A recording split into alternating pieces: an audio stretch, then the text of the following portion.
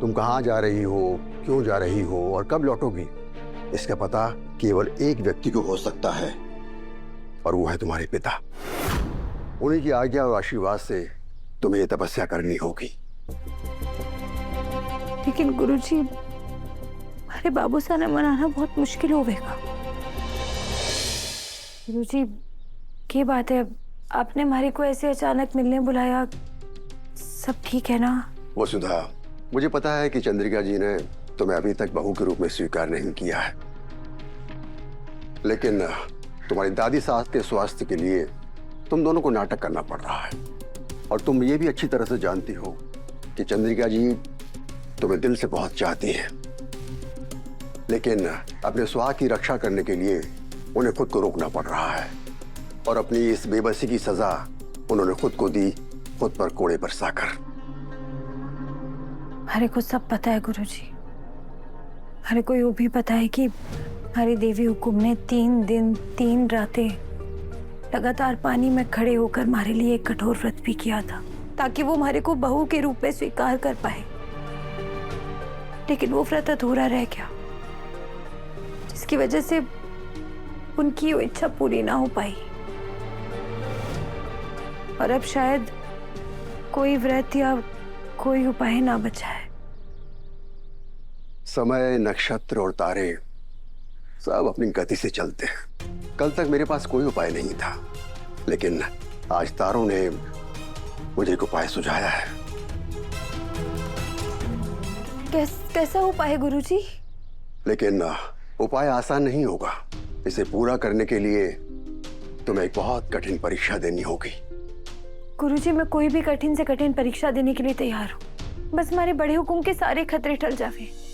आप बस हमारे को उपाय बता दीजिए। अगर तुम चाहती हो कि चंद्रिका जी तुम्हें बहू के रूप में स्वीकार कर ले और तुम्हारी वजह से प्रभात जी पर कोई संकट ना आए, तो अगले 1 साल के लिए तुम्हें चौहान हाउस से दूरी बनानी होगी, वो भी घर पर बिना किसी को कुछ बताए। तुम्हें 1 साल के लिए अपनी पहचान छुपाकर एक गांव में रहना होगा, और उस गांव के पुराने महादेव मंदिर में रोजाना जलाभिषेक करना होगा। अगर तुमने ये कर लिया तो तुम्हारी कुंडली का दोष प्रभात जी की जिंदगी के लिए खतरा नहीं बनेगा, और तुम्हें परिवार में बड़ी बहू का दर्जा भी मिल जाएगा। बोलो वसुधा, क्या तुम ये कर पाओगी?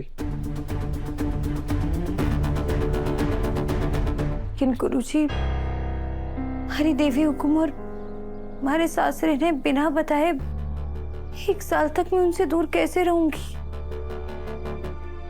और देव सर, वो तो ना जाने हमारे से कितने सवाल पूछेंगे।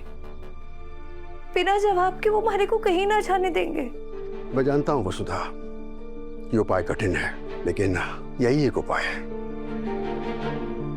तुम कहाँ जा रही हो, क्यों जा रही हो और कब लौटोगी, इसका पता केवल एक व्यक्ति को हो सकता है, और वो है तुम्हारे पिता। उन्हीं की आज्ञा और आशीर्वाद से तुम्हें ये तपस्या करनी होगी। लेकिन गुरुजी, हमारे बाबू सा ने मनाना बहुत मुश्किल होगा।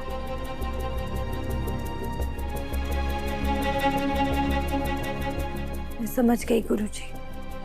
अब बस यही एक उपाय बचा है, हमारे को इसे पूरा करना ही होगा। बड़े हुकुम की सलामती के लिए मैं अपने बाबू सा ने इस उपाय के लिए जरूर मनाऊंगी। अब बस हमारे को अपना आशीर्वाद दीजिए गुरुजी। सदा खुश रहो।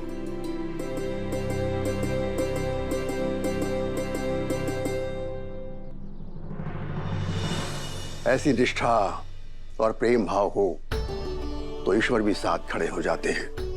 महादेव वसुधा के साथ कोई अन्याय नहीं होने देंगे।